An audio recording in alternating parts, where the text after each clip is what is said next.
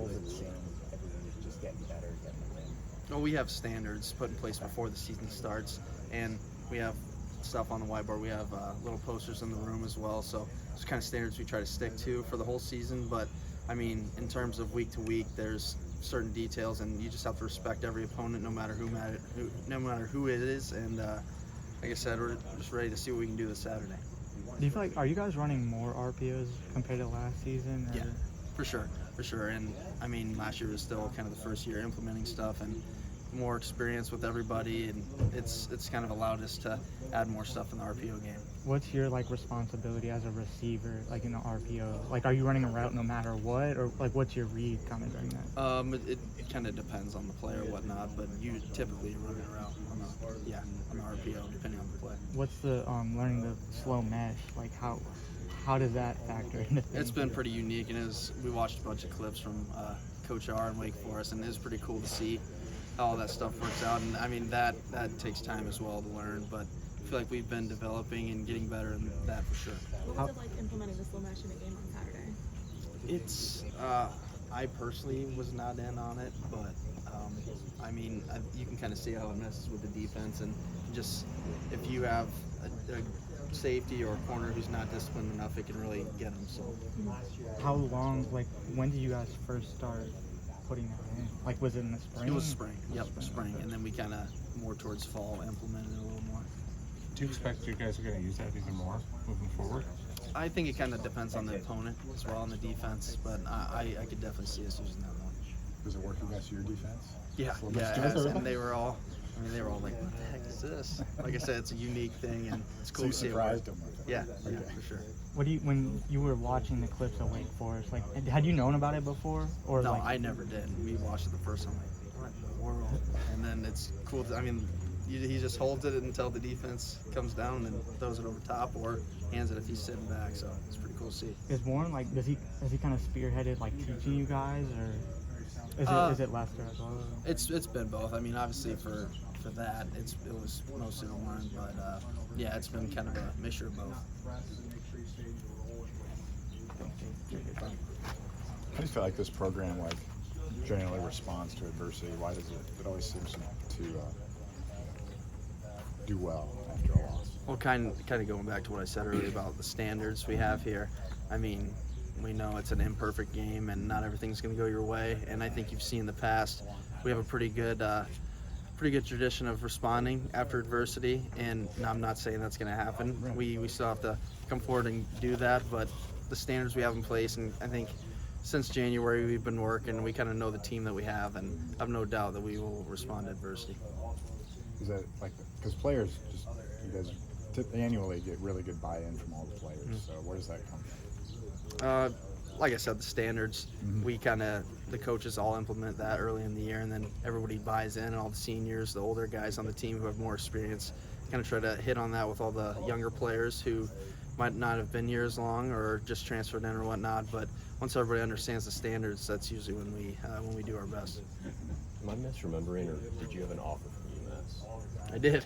Was that your first one? that was my first Division one. Yep. Can you walk us So it's through kind that? of funny. Way back when, yeah. Yeah, it was. I think it was Don Brown was their head coach.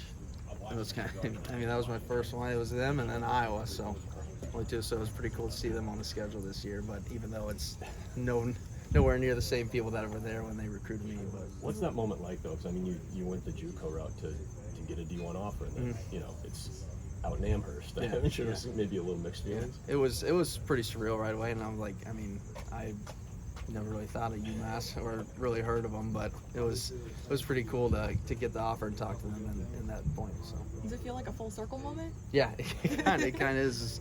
Everybody's like, hey, didn't UMass offer you? I'm like, yeah, they actually did. So pretty cool to see them on the schedule this year. Kirk has a reputation of being able to convince you that a high school team could come in here and give you guys fits.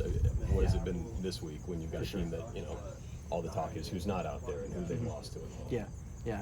Like you said, Kirk, he does a great job. He, not just KF, but the rest of the coaches as well.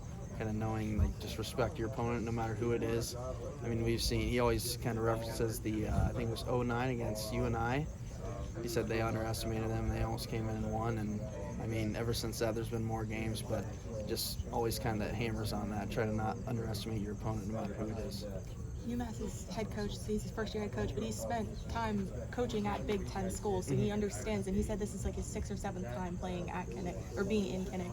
Does that add to the sense of you can't take a team lightly, knowing that it's a first year head coach, it's a program that hasn't done all that great, but their new head coach has got a ton of experience. Yeah, and we've watched a bunch of Rutgers film, is where he came from last year. So, I mean, we haven't just been watching them, we've kind of been watching stuff in the past that he's done as well. And like you said, he's been here before, so he's not afraid of this moment at all. And I'm sure their team will be fired up, so we need all we can to beat them. What have you noticed when you guys look back at the Rutgers film or even the Minnesota film from before he went to Rutgers, and how you guys might have to adjust to things that his defense might throw at you on Saturday?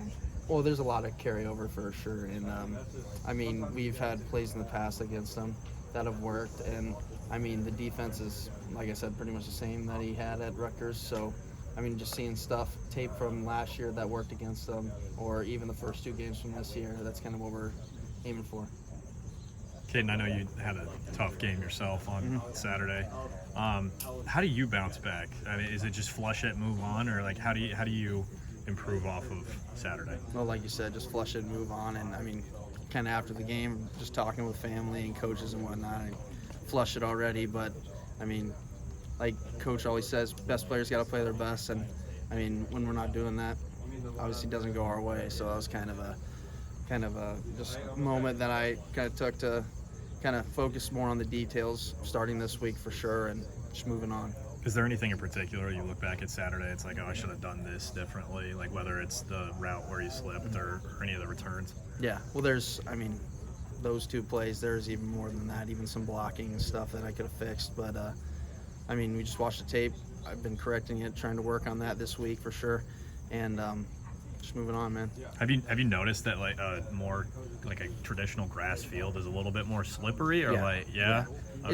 It's different. I mean, I played in grass all my high school career, so I never really had problems with that. But obviously, these are a little different surfaces than the ones I played on, so it's kind of just like your backyard. But I mean, their field was nice, and just I should have wore grass cleats.